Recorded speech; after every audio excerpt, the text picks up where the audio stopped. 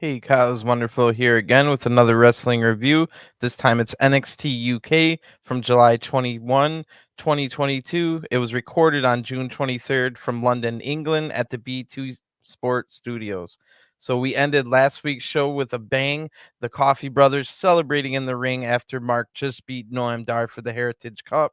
Dar's loss might have bankrupted Shaw Samuels after having to pay off all the bets, and Gallus will have a chance to control all the singles titles next week when Wolfgang faces Ilya Dragunov for the NXT UK title. So a lot going on here. I just wrote down a little bit of stuff to refresh us from what's been going on. Blair Davenport's return from injury has the whole women's division on edge, especially the French hope Amel, who took exception to Blair saying that she would crush all hope. So I think Blair really only cares about Mako and the title, but it seems like she's going to have to get through Amel first to get there. Last week, Oliver Carter beat Tailman, so you got to imagine Di Familia are not done with Oliver yet. Will anyone ever come to Carter's aid, or will Carter keep having to fight 3-on-1 battles? We don't see any follow-up from that today, though, however, so something to think about going into the future. Over in the USA, the NXT UK tag titles were defended 2 days ago on NXT 2.0, where Briggs and Jensen retained against former champions Pretty Deadly. So I'm wondering when we're going to see the NXT UK titles back on UK soil, and we find out our answer tonight on this episode. We find out that answer. So we start this week's episode off with a recap of last week's main event Heritage Cup match. And we see some never before seen footage of Shaw Samuels watching the match in the back while freaking out about all the bets when it was looking like, and then it did. Noam Dar lost. So Shaw Samuels was putting up his own money on 100-1 bets that everyone in the, seemingly everyone and everybody took up that bet. So we start this week's episode with Fallon Henley versus Isla Dawn, and Fallon Henley had her best match ever a few weeks ago in her NXT UK debut when she beat McKenzie and that was kind of an upset. So last week, Isla interrupted an interview that Fallon was doing, and that's what set up this match this week. So Isla Dawn comes out first. The crowd doesn't like her at all. She's got like a Wiccan type gimmick, and her entrance gear is great looking. So Fallon Henley comes out next to big cheers. Fallon is the manager of Briggs and Jensen. She loves to ride horses and also works as a bartender at her family's bar. And we get a lot of segments on NXT 2.0 that take place at that bar. So one thing that NXT 2.0 has done a good job of is having a bunch of different locations that have been established. We've got a barber shop and a bar and all kinds of other stuff, nail salons and stuff like that. So I really like that. But anyway, Fallon Henley two steps her way up the steps, just like JBL used to do. This should be a pretty good match. So Isla has somewhat of a small size advantage here, not too big of a size advantage, but Isla starts strong with some strikes. Fallon doesn't back down and hits strikes right back. Isla applies a headlock, but Fallon gets right out of it and is all fired up now. Fallon does not like all the weirdness from Isla, going back to last week, and some weird things where she was reaching for Fallon's face in a weird manner. So Fallon's like weirded out by her. Isla then counters, but Fallon counters right back. Then Isla dodges a corner attack to take control now. Isla hits a uppercut and a knee lift, and then a great flying uppercut in the Fallon's back. Isla's looking furious right now. She's looking in a bad mood in this one. Fallon then dodges a wild punch and a wild kick to take control. A sunset flip gets Fallon Henley a 2 count. Isla then comes back with a knee to the gut. Fallon blocks a headlock, but then more strikes to her back are now adding up. Now that back of Fallon Henley is getting damaged. Isla then hits a straight jacket chin lock and applies a straight jacket chin lock while also bending the back, the hurt back as well. So the crowd now rallies behind Fallon as they can sense she's in trouble. Fallon breaks free, hits some forearms. Fallon now quickens the pace with some running attacks, but Isla turns it around, hitting Fallon into the ropes. And then a huge roundhouse connects by Isla Dawn. Fallon is definitely dazed now, so Isla just hits a really nice looking half Nelson suplex for the 1-2-3. The winner of the match by pinfall is Isla Dawn. Isla celebrates while Fallon Henley can barely even believe what just happened. So pretty good match, pretty short, but decent from what we got. Maybe it's not going to be over with between those two, or maybe just Fallon Henley is going to return to the USA and not come back. We're not quite sure, but pretty good match. Maybe we'll see it again in NXT 2.0 in the future or something like that. Anyway, we see earlier this week, Saray is arriving to the UK Performance Center. Saray looks to be in a really good mood, and after Saray and Miko Satomura beat Zaya Brookside and Eliza Alexander, Saray told Miko that she wants to fight her next. So Saray tells us that she's been enjoying her time in the UK and went sightseeing around London. Miko then walks by and Saray stops her and says, 2 weeks ago, I asked you if I can have a match and you haven't replied yet. I really want to have a match against you. Please. Miko nods her head yes and says, okay, Saray, let's fight. So Miko turns the lead, but then looks back and says, be prepared to fight. So, wow, that match is going to be so good. I can't wait for that to happen. We don't have any announcements. It's not next week or anything. We've already got a loaded card for next week. Holy crap. Wait till you see the card for next week. So, that's going to be really good when Saray fights Miko. Probably it will be a title match. So Saray shows a mix of happiness and concern here with that be prepared to fight line. So Saray definitely going to be a huge test for her, the 26-year-old Saray against the veteran Senpai, who is 42 years old and the final boss of NXT UK Women's Division. So Miko Satomura versus Saray at some point in the future for the title is going to be a great one. When we come back from an ad break, we see the ending of last week's match where Amel beat Stevie Turner, and Blair Davenport was watching that match and doing commentary. So now we're live, and we see Amel is watching the match back and listening to what Blair had to say. So Amel gets all mad, and she goes to look for Blair Davenport. Amel quickly finds Blair in the Performance Center lounge, maybe like the cafeteria. Blair then says, I'm busy, but Amel says, I heard what you said. And Blair says, oh, yeah, how was I? I think I might have a second career in announcing. But Amel isn't in a joking mood and yells. I think she yelled in French a little bit here. So Blair gets serious too now. And Amel calms down and says, I won't give you the satisfaction of getting under my skin. I'll see you soon. So that is one of the big three matches we get next week. We will see Amel versus Blair Davenport. That match has been building for almost a month now, and it's going to be a good one. So we've got a jam-packed 3-match card next week, 2 title matches, and then the other one is Amel versus Blair Davenport. Almost you can consider that a number 1 contendership match. So now it's time for our second match. It's going to be Dave Mastiff versus Josh Morrell. Coming off a shocking win over Primate, Josh Morrell caught the eye of Dave Mastiff. Last week, Mastiff challenged Morrell to a match. So let's see if Josh Morrell has gone into too deep of waters here, or can he pull out another upset win? So Josh Morrell comes out first. The crowd absolutely loves him. Josh has been on the UK roster for a while now, and it just recently started winning. So they're really into Josh Morrell. Great entrance from Dave Mastiff. It has a shaking of the camera, showing that he's so big. He shakes the room. I like that. Even though we see other people like Jonah doing the same thing, it's still a pretty cool move. Entrance, I mean. So the crowd cheers for Mastiff too. We got 2 guys the crowd likes here. Dave Mastiff's wearing a Vader tribute on his singlet. It looks just like Vader's old singlet, so that's pretty cool. Mastiff comes into this match with at least 100 pounds advantage heavier than Josh. And Dave uses that size advantage right away to put a headlock on, but Josh does a handstand to get out of it. So some classic British wrestling to start us out here. Dave now has wrist control, but Josh shows good agility here. The flip out of it.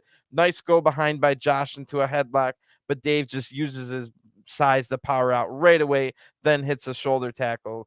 Good little start to this match. I like this match, and it gets even better. So Josh gets right up and shows more great agility, and he's not like a small, like luchador size guy. He's a pretty average slash big buff muscle guy, like not huge, but I'm like he's in shape, but he's not also small either. But so these agility moves that Josh Morrell's doing look even more impressive because he's not like tiny per se. So really like that. Great agility from Josh Morrell. Now he sets up Dave for a monkey flip, but Mastiff's way too big. So Josh just backflips out of the blocked move. That was cool as well. Dave now blocks a punch and hits a huge back body suplex. Josh has both of his shoulders taped up, so Josh Morrell probably can't survive too many more of the big suplexes like that if he already has injured shoulders coming into this match. So Dave Mastiff now slows the pace way down. He hits double nerve holds on both of those injured shoulders. The crowd now rallies behind the underdog Morrell. Josh flips out of yet another move. That's about the fifth or sixth flip. Really good looking flip too by Josh here. But Josh jumps off the middle rope right into the arms of Dave, who hits a nasty looking belly to belly suplex. Dave then hits an equally nasty headbutt to the chest. A few strikes after that, Josh Morrell's in trouble now. Josh counters another headbutt attempt, then flips out again out of a move and hits a nice standing Phoenix splash for a 2 count. Josh then throws Mastiff to the outside and a beautiful Fosbury flop to the outside by Josh Morrell. Josh Morrell just opening everybody's eyes here. Great performance here. Right on the Dave Mastiff, who was on the outside. Morrell's looking amazing, but the size of Dave Mastiff is a little too much. Dave takes control when they get back in the ring, hitting a huge power bomb followed by Fit Finley's Rolling Hills. Somehow Josh kicks out of this. Everyone in the BT Sports studio is stunned. So am I. But Dave just hits another Rolling Hills followed by a running senton for the 1-2-3. The winner by pinfall is Dave Mastiff. Great match here. Go watch this one if you haven't seen it yet. Josh looked great even in defeat, and Mastiff looked strong as well. So perfect match all around for everyone and everybody. So Josh Morrell definitely gained the respect of everyone who saw this, including Mastiff himself, who shakes Morrell's hand after the match. So I hope to see Josh Morrell again real soon. That was some impressive stuff. Really like that. So now we go, we see in the back, we see Shaw Samuels is stressing about all the bets he has to pay off. The entire roster now comes to collect their winnings. Shaw doesn't even recognize half of them. We see people like Emilia, McKenzie, and Wolfgang collecting, and Shaw's about to have a mental breakdown, if not already is. Noam Dar's there too. He's pretty upset. Shaw tells him, well, you can always get your cut back. And Dar says, well, you can make more money. And Dar takes the last of the money from underneath Shaw's cap and leaves. Johnny Saint is the last to come collect. And Shaw says, oh, give me 2 seconds. I got some money in the back. And Shaw Samuels just runs away because he was out of money. So that's pretty interesting. We'll see where that goes. Shaw's going to have to find a money-making avenue soon here. When we come back from an ad break, we see Briggs and Jensen taking photos with their NXT UK tag titles, and they're asked about the challenge that was thrown down last week from Mark Andrews and Wild Boar. Brooks Jensen then says, Mark, Boar, we respect the hell out of you. It would be an honor to face the best tag team in the UK. Josh Briggs then says, and listen, y'all boys took good care of us last time we were in the UK. We owe you one. So one night at the pub is on us.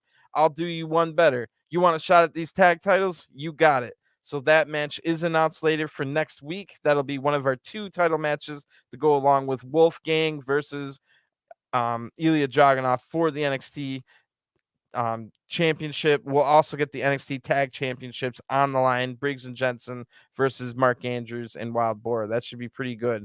Can't wait for it on next week. It's along with Amel versus Blair Davenport. Sounds like an amazing card. So our third match tonight will be Mila McKenzie versus Nina Samuels. This is definitely an important match for the 22-year-old Millie. Emilia McKenzie, and she's getting desperate for success. Another loss might send her into a downward spiral. So Emilia's last match saw her become more aggressive and losing a losing effort to Fallon Henley. 2 weeks ago, after Emilia was forced to watch her senpai Mako team with Saray, Nina Samuels stuck her nose in Emilia's business, setting up this match. So,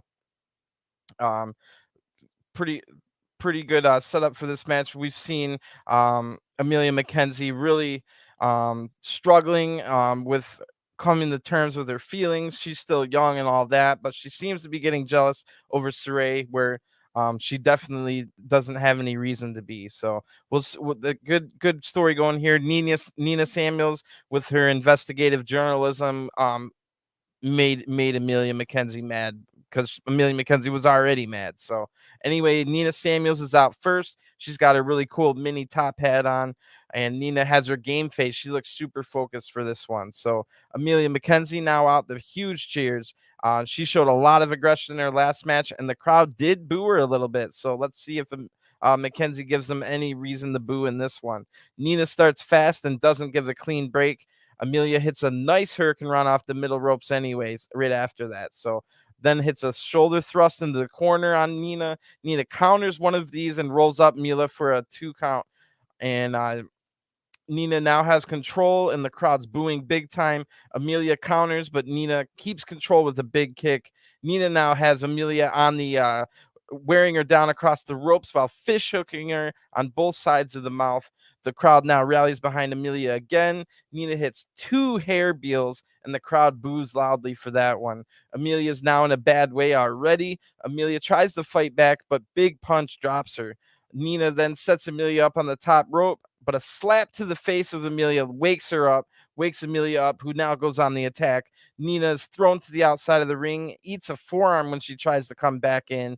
Now back in the ring, 2 beals, but not with the hair by Emilia. And then a great spinning neck breaker by Emilia gets a 2 count. That spinning neck breaker was awesome. Nina's now begging for mercy, but it was only to bait Emilia in. Nina dodges a counter attack, but Emilia slaps Nina really hard in the face, then hits a nice German suplex right into a spear after that for the 1-2-3. The winner of the match by pinfall is Emilia McKenzie.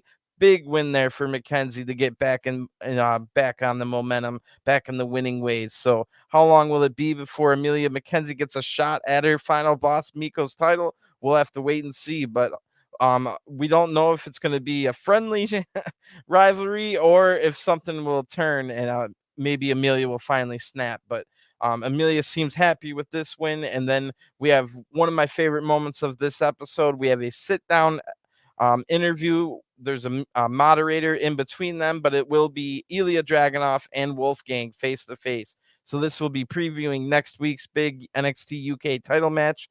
So I love this promo so much. I wrote down every single word. So Wolfgang says, I've been here since day one, and I've seen everyone hold that title. That's something I've thought about since 2017. I was there to crown the first ever champion. I made it to the semifinals, and I was there when you took the title for someone when no one thought it was possible. That deserves my respect. But you know what I respect the most? You'll take on anybody. You challenged me for this championship. How can you not respect that? So Ilya Dragunov then says, I give it 100% back to you.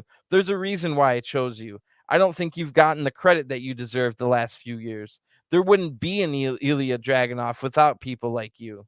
So Wolfgang says, let me tell you exactly why I can win the title from you. You've never been in the ring with me, and you don't know what I'm capable of.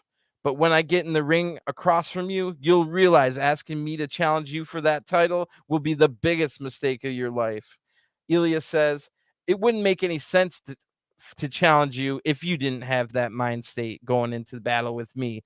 This is the chance for me to see the true Wolfgang, because to be honest, I see you hiding. Think about it. You're standing in the shadows of Gallus, and I feel sorry for you. I truly do. I don't just see a guy out of the group, just a member of Gallus. I see a lion. Look at yourself. You're part of something but when you do shine.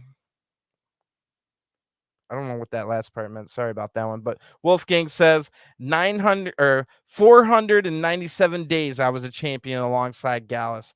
Ilya says, you were in a team. You worked together for that. But it's a whole nother thing when you stand alone in this ring. When you face me for the NXT UK championship, I hope you rely on yourself. I hope you rely on I already see inside of you. Wolfgang says, this title belongs to Gallus.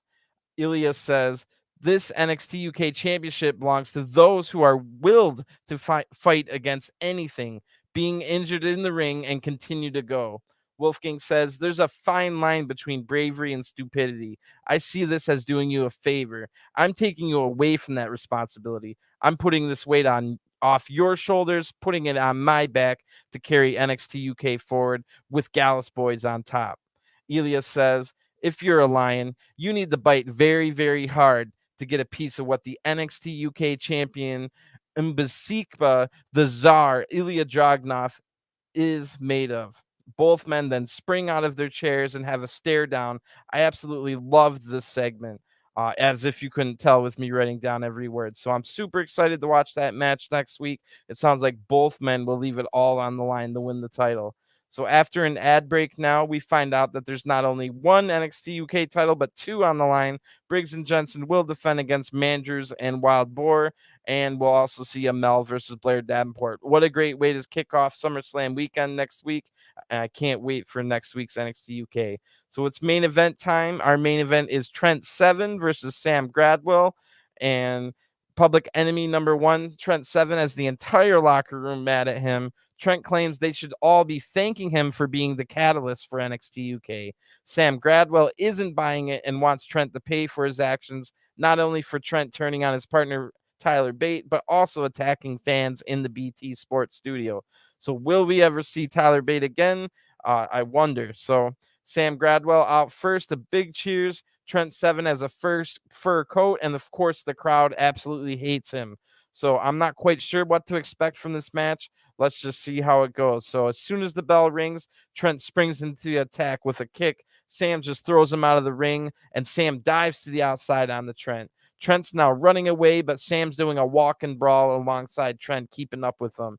Sam hits a scoop slam on the outside onto the mat, and the crowd chants, "You deserve it," which was pretty funny. Sam rolls Trent into the ring, but Trent attacks Sam right as he gets back in, and Trent hits a massive short arm clothesline that knocks Sam right off the apron. That looked pretty good. Trent laughs and works the crowd for some more boos. The crowd chants, "We want Tyler," and Sam gets back in the ring now. Trent then hits a full Nelson suplex for a 2 count, and Sam swinging wildly, trying to get back in this one, but is missing all those wild swings. Trent now has wrist control and yells out British strong style and starts kicking Sam in the face, just like Pete Dunne. Trent even did the fist to the cheek thing that the Bruiserweight used to do. I wonder whatever happened to the Bruiserweight. I hope he's doing all right. All this does is fire up Gradwell, though. Trent hits some chops, but they have no effect. Feints a chop and then kicks Sam. I think it was maybe in the shin, but maybe in the stomach. Sam shakes this off too after some strikes by Sam. He also feints a strike, then hits a nice looking butterfly suplex. I see that the chest of Gradwell is all red and bruised. He wasn't really reacting to those chops, but those chops were loud and painful. The Trent now gets sent back to the outside as the crowd chants, "You deserve it" again. Sam's on the apron and flies off with a forearm, knocking Trent down. Sam's knee brace for the second time in the match is coming undone. Sam takes only 1 second to try and strap it back in, but this allowed Trent to hit a nasty looking tope suicidal through the ropes to the outside. That reminded me of Darby Allin's dives that would look so devastating, and that really took out Gradwell there. Trent now takes his hair out of his bun, and he looks like a crazy old man with his long gray hair. Both men are on the ropes now fighting. Trent throws Sam down, but Sam tweaks his knee on the landing. Sam fights through the pain, gets back up there on the ropes with Trent, and hits a nice looking butterfly superplex. Trent kicks out of this and rolls out of the ring, trying to leave at this point, but Sam chases him down, has a headlock to bring him back to the ring, but Trent uses this headlock to hit a knee breaker right into the steps. So Gradwell already had a hurt knee before that, but that knee just got demolished onto the steel steps.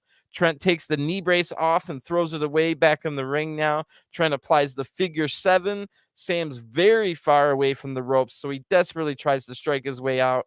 When that doesn't work, Sam uses his strength advantage to roll over onto his stomach. This breaks the hold, putting the pressure on Trent's knee, so he had to break it. Sam survives, but his knee is in rough shape now. Sam does get up and hits a nice looking STO for a 2 count, but Trent is a little woozy after that one. Sam lifts Trent up onto his shoulders, but Trent rakes the eyes, chops the back of the knee, and then hits the 7-star lariat. I thought it was over, but somehow Sam Gradwell kicks out. The crowd chants, "You still suck," as Trent grabs the knee brace again. Sam dodges. It was a 7-star lariat attempt with the knee brace. Sam is able to dodge it, then hit Trent hard for a 2 count. Sam grabs the knee brace and he's going to go use it, but the referee grabs the knee brace and removes it from the ring, turning his back on the action. With the referee's back turned, Trent hits a low blow and another 7-star lariat for the 1, 2, 3. The winner of this match by pinfall is Trent 7. Trent is pleased with his work with a cocky grin, and the crowd is booing loudly. So Trent's now putting the boots to Sam Gradwell after the match, and all of a sudden, Tyler Bate springs from the crowd and sends Trent running away. Trent Seven's completely shocked and scared, like he just seen a ghost. Tyler Bates' music hits as the crowd cheers, and the show ends. So good ending to this match. Tyler Bate has returned. Trent Seven has looked like he's seen a ghost. He may have cheated to win this match here, but he's still got a long war ahead of him. Like I said, next week looks amazing with the 3 matches we're gonna get. I have no idea what to expect in those 2 title matches, but I do expect Blair Davenport to beat Amel, even though that's going to be a good match. Blair Davenport has to win that for her story to continue for the title. So that should be pretty good. We'll see how Manders and Wild Boar do against Briggs and Jensen.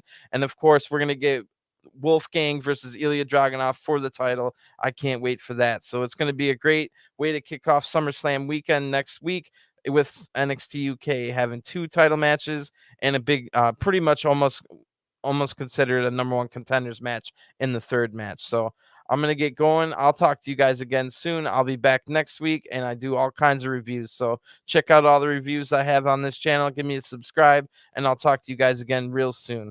Have a good one. Peace.